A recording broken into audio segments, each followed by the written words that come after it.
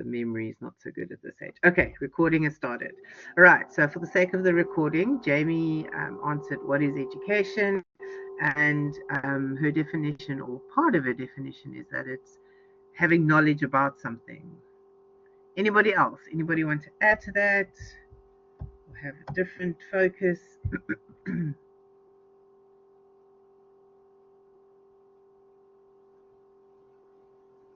Edwin, what do you say is education? I would say it's a process. It's a process of amassing knowledge. Once you get into a process of getting knowledge, then you're being educated. Okay, I like that. So we can definitely add that to Jamie's definition. So it's not just gaining the knowledge, but it's also a process of gaining that knowledge. I like that, and the process is kind of never ending, right? I don't think we can ever get to a place where we no longer need knowledge, or where we no longer need education. Okay, then why do we get certificates at the end of something? I want certificates every day that I achieve something. I've been educated every day. I have survived the 24th of July. Congratulations.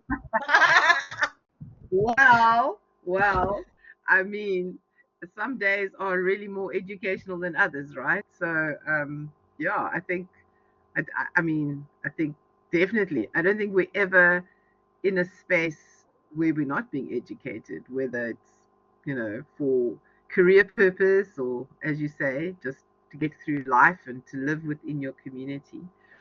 So yeah, that's certificate every day, right? We're gonna introduce daily certificates just for Jamie, so she can feel she's done something. Maria, what do you say? What do you say is education? Well, education for me, it's more of an enlightening experience whereby one person shares information or knowledge to the other person and vice versa. So it is basically an act of teaching knowledge to others and also receiving the same knowledge from someone else. Okay, so it's reciprocal, Yeah. right? And it's excellent. Gee, we've got a good definition going here. So it's a process of gaining information. It's never ending. It's enlightening, because it has to be new. It has to be something added to what you already know. And it's definitely reciprocal. It is sharing. Well done. Awesome. Mapule, what do you say?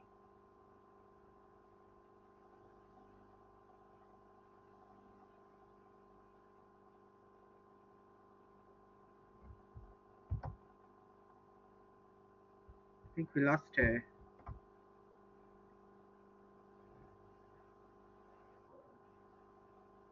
Okay, you think a lot. Perfect, awesome. All right, and I completely agree with all of this.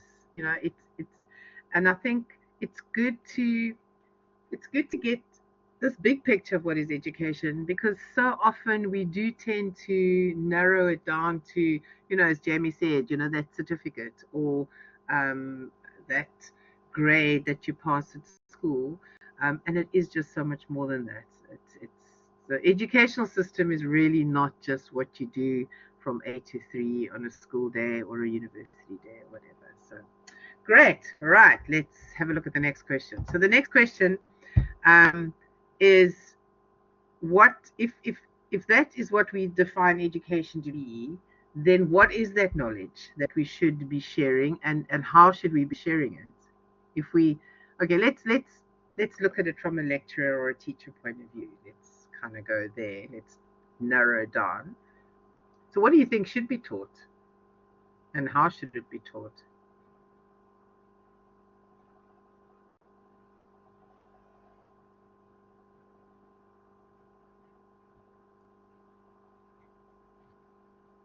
We're speaking generally, what should be taught? Just generally. Or specifically to a qualification? Yeah. So are you saying that what should be taught is basically determined by the purpose for whatever you're going to need that knowledge for. Yes, there we go, the practical stuff over the theory stuff. So if I was taught in this qualification about how to drill open a tooth and fill it, I would wonder its relevance to my context. So if that makes so we speak about contextual information and then delivered in a practical way, which I think is what our other module is speaking to, is like making sure you are as the person delivering appropriate information to what people are expecting to learn from you. You have to deliver it in a way that is well received by those you are teaching. So your generational understandings need to be met, and that would fulfill the answer of how you deliver it. Okay, I like that answer. So Jamie said what we should be teaching has to be relevant to the purpose or to the end goal of whatever it is you're doing, and you do it in a way that actually is engaging or meets with the needs of the people that you are trying to teach, so that it's that you're not kind of like not getting through to them kind of thing. Okay, I like that. Maria, what do you say?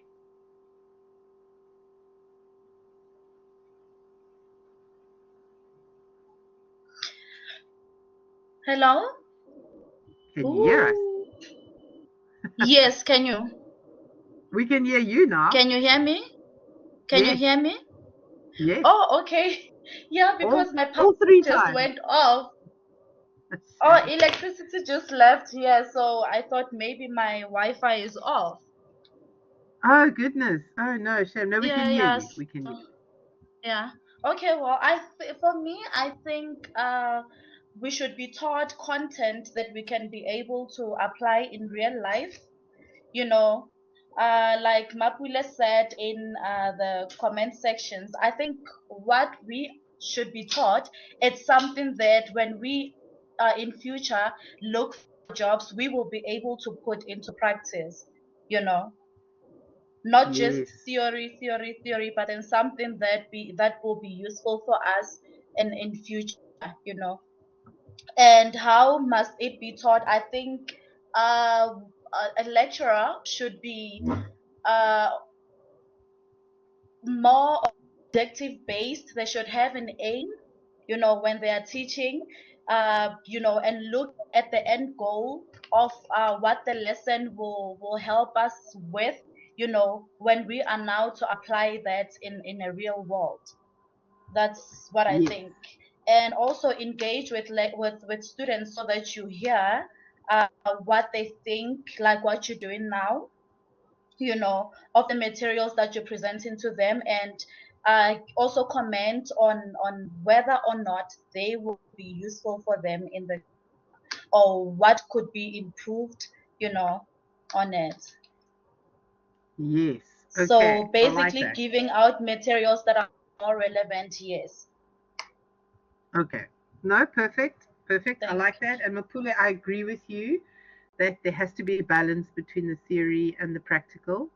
And yeah, Jamie, you make a good point. And this is why I think so many lecturers lose their students, because it's yes, the theory is important, and academia and academics and all that is important, but specifically this generation are a lot more in tune with real lived experiences. So, you know, to tell them when you teach maths that you use dominoes, you know, is one thing, but you know, to actually show them how to actually do it, let them do it themselves, and that's how learning takes place. So I like all your answers.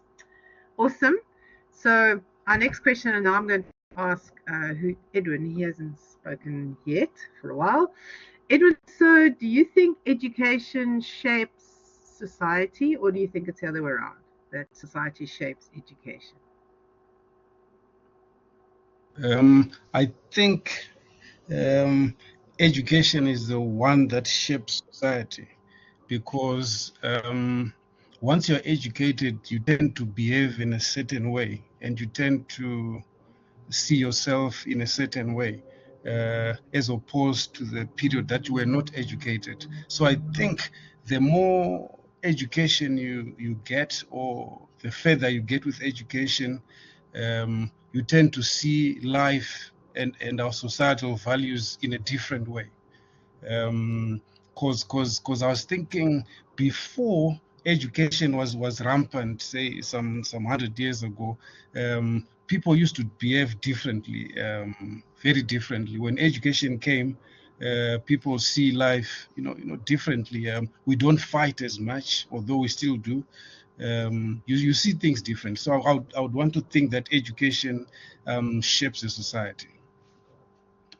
Okay, I quite like that answer, because I like the fact that you said your perspective changed, and I think that's a very real thing, and I think that often is, I wouldn't say it's a negative problem, but often it could be an issue when somebody maybe goes away to a different country, and gets a degree, or goes to university, or is educated, or even just someone maybe from your community. Maybe you live in someone from a very small, sort of lower socioeconomic community, and somebody goes and studies and comes back. I think for those people it's really difficult to to kind of re-enter that community, knowing more than what they knew when they left, and not necessarily more, but just more, about something else. So yes, I like that answer. Thank you. Anybody else want to give this question a shot?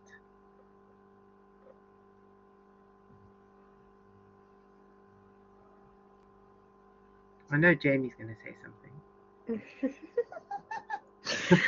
I want to say something because I think it's such an interesting question. I beg to differ, yeah. I'm wondering if we can discuss the difference, because Yes, I no, think for sure. As I said, there's no right or wrong here, hey? There's no right or wrong. I know, because even the point that you were making about coming back into a society, having acquired knowledge from somewhere else, then you are a different shape to the society, whatever inverted commas that you've been in. So therefore, you know something different to them. Therefore, the people that are in that society existing have a different education to you. So the what they know and how they know things is different, because the society is different, which would mean that then the society shaped their accumulation of There, knowledge and their yes, understanding, and you coming in yes, from a different society. I mean, even the fact that we are an online platform, we are individuals, and we are learning things, and we have different experiences. And I've got taxi strikes, Durban's got floods. We are all having a different experience now, trying to come together and have what I mean, that's not even yeah. in different worlds, it's different spaces. You're making perfect sense. Thank you. Yes, So no, I I like think that. it works both ways. It's like the chicken and the egg. But Yes, there is definitely merit in both sides. 100% agree with you. 100%. I think, at the end of the day, they kind of shape one another. I don't think you can exclusively separate education from society, or the other way around. As you say, there's a influence on both sides. But Puli says, we've moved to digital era. Automatically, education has to be narrowed down to virtual element. Yes, yes. And how is that shaping society, or how is society shaping that? I mean, the education. So the fact that there is this need and this drive for more and more technology, and how that is changing society. Um, yeah, and that um, education is being shaped by that as well. So yes, we have to train. Yes, I know. I mean, sure. I look at these students and I think, yeah, they, for them it's really difficult to what's the one student said to me the other day? They find it really difficult to source information for, like assignments. And I said to her, in my day we didn't have that. We had to kind of learn everything parrot fashion and then go and regurgitate it on a piece of paper. So that was also difficult. So it's actually, it is, things are definitely changing with both ways, totally both ways. And yes, I agree. Jamie, society has definitely. Okay, I'm going to move on to the next question so that we can finish on time. So just briefly, and we could write a PhD on this, but just briefly, for you, what stands out for you as the educational issues in South Africa?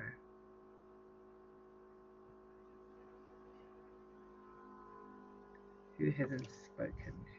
Well, other module we had to analyze. I think it was for an ask. We had to analyze an interview, and he went. I can't remember who it was. Maybe the other student help with the names of the people that were chatting, but it goes back down to grassroots and like how I've never thought about it so bluntly, but how South Africa aims for the big and the flashy and this, holding the Olympics and the Soccer World Games, World Cup, and the stadiums and going to space, and yet we can't deliver textbooks successfully. So yes, yes. And that made me disappointed because I was like, why am I studying higher education?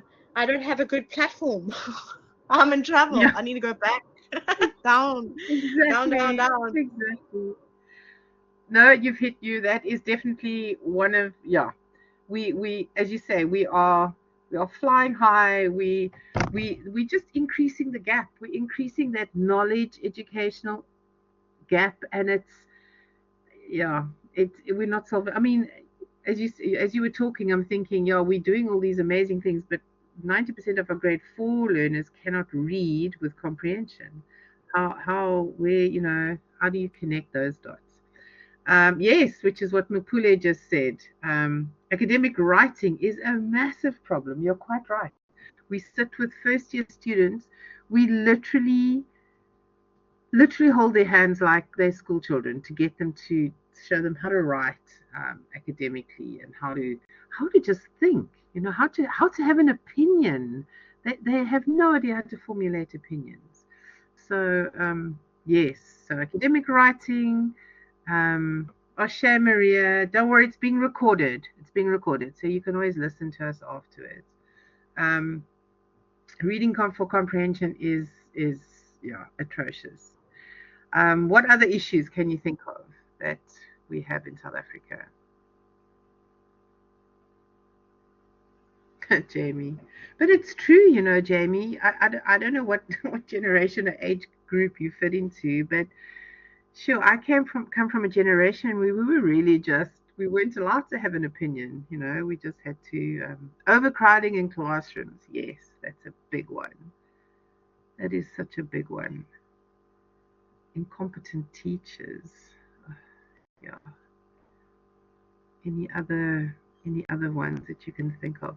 So the reason why I ask you this now at the beginning of the semester is because I actually want you to think about these things and to, you'll see a lot of this stuff comes out again, or not, I shouldn't say this stuff. A lot of these questions or thought processing comes out in your assignments, related to various philosophies or related to solutions. So it's good to start kind of thinking about them now, so that you know what to focus on.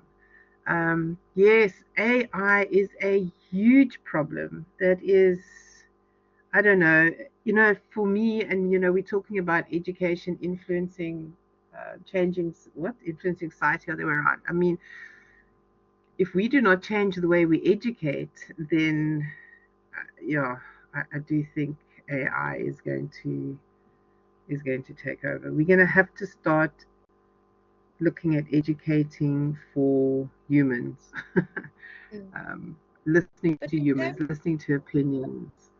I must say that we've come a long way. I mean, Google and Pinterest coming from a creative platform, interior design. My granny would consider those to be AI. I mean, I even started studying, and you had, what are those things you put in your like the CD and you Oh yes, download yeah, it? yeah, yeah, yeah. Like a little Walkman. Yeah, but I'm saying like your information source has already developed in an artificial Yes. way I mean, now it's just a different platform of AI.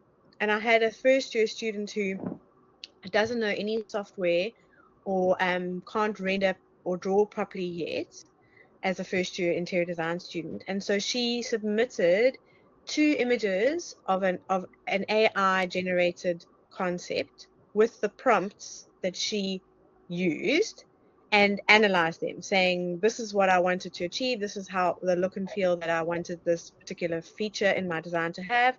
And so I prompted AI and then I reprompted AI, and I didn't get what I wanted, but this is as close as I can get to communicate a concept. Wow.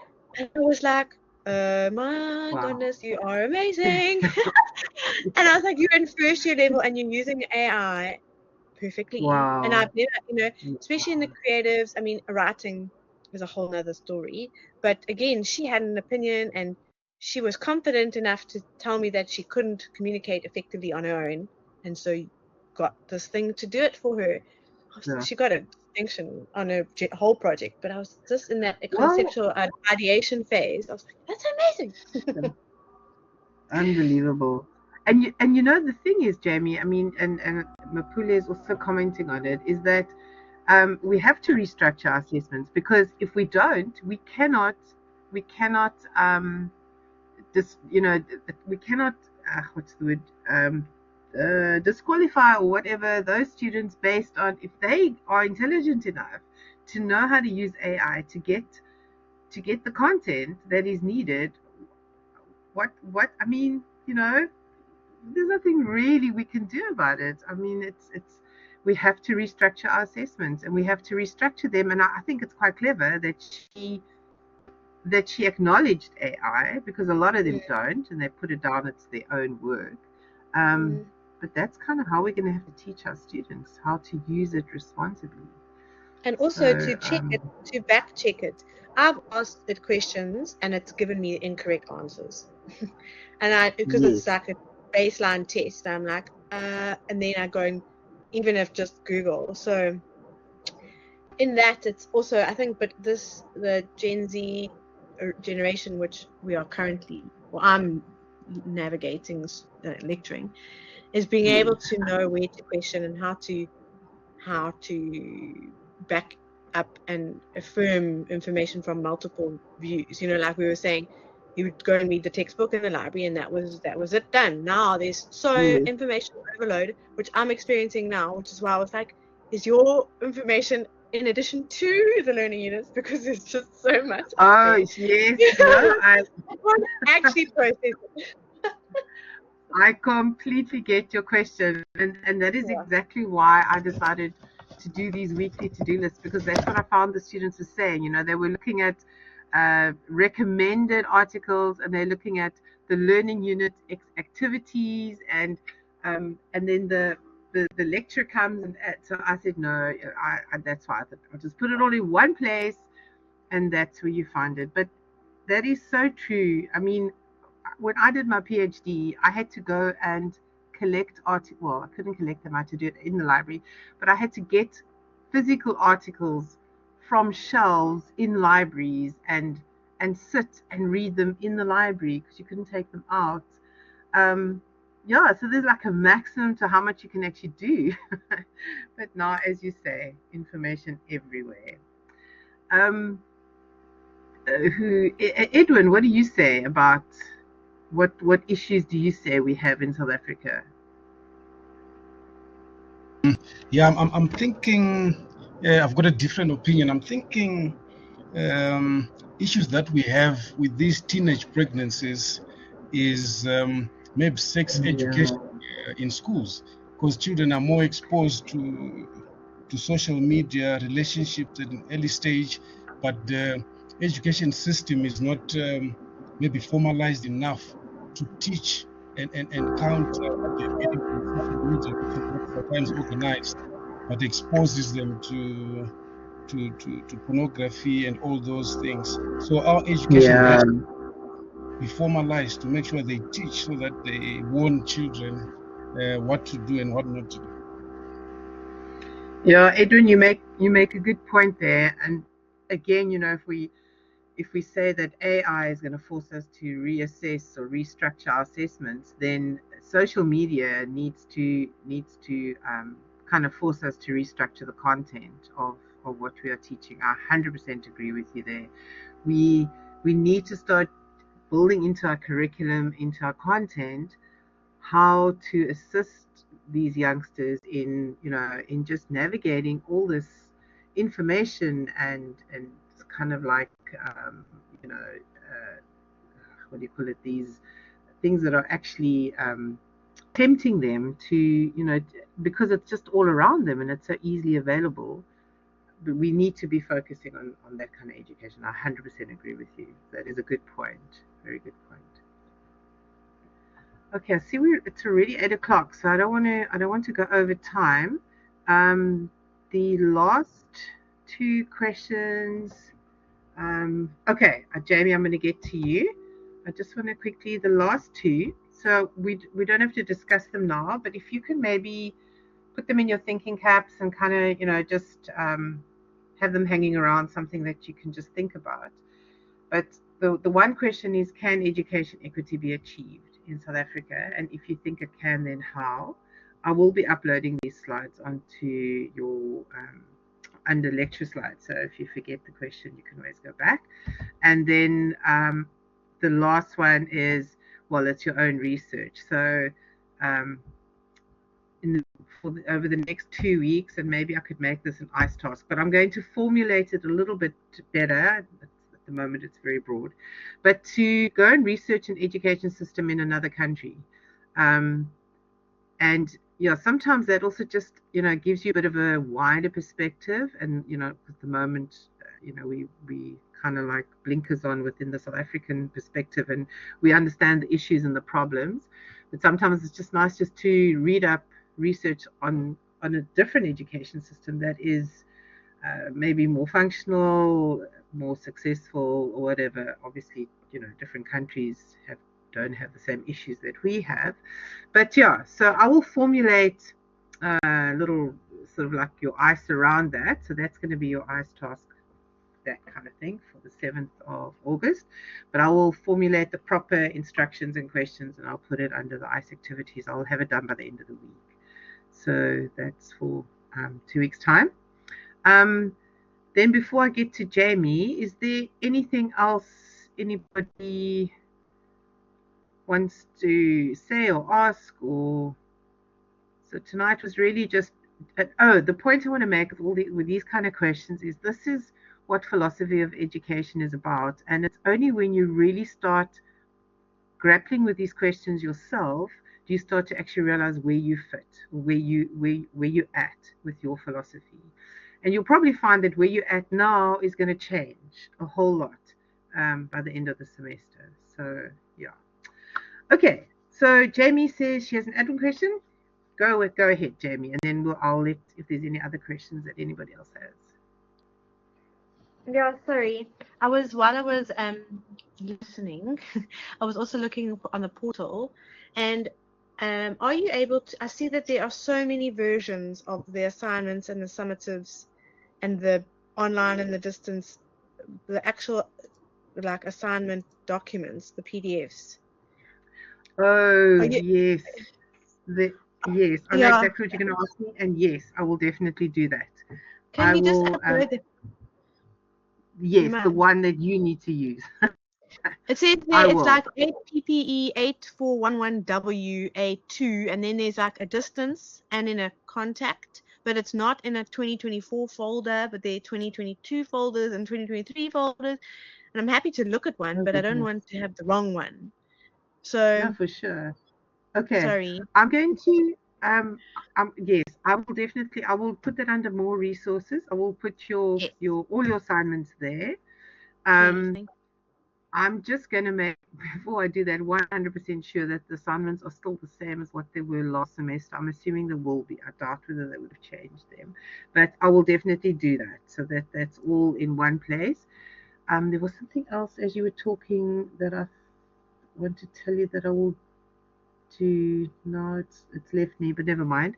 But yes, I will definitely do that. I will put the assignment that you need to do under more Okay. resources, so you don't have to go and look all over the show for them. Thank you. Yeah, sometimes I think they just forget to clean up these platforms. Yes, there's a lot. Any It's fine if you're in it, but it's like when you're looking from the outside, it's scary to not be Yeah, sure. no, it is. And the thing is, as you say, you don't have time, it seems pretty pointless to open up 5 different assignments to find the one that you're supposed to be doing. No, I 100% agree. No, I will definitely do that. I will have that uploaded for you this week. Any other question? All good, Jamie, all good. Edwin, anything from your side?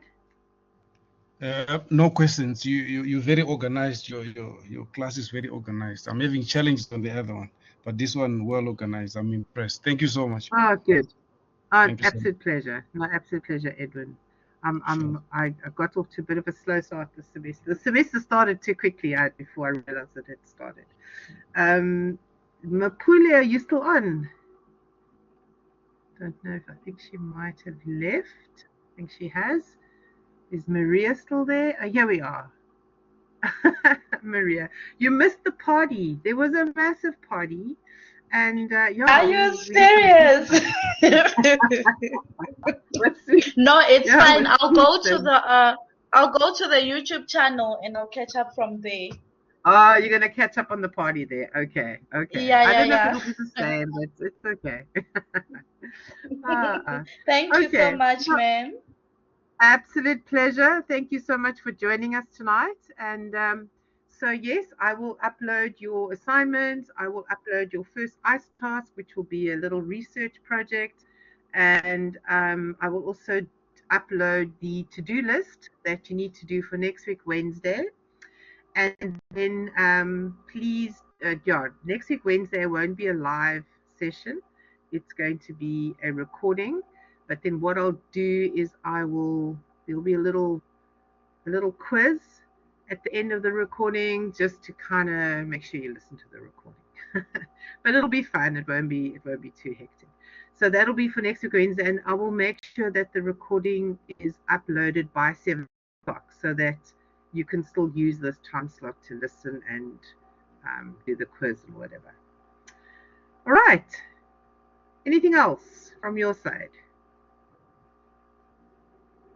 All good. Yes, you also stay blessed and stay warm and stay safe. And yeah, I won't have live conversation with you next week, but unfortunately you will have to listen to my voice.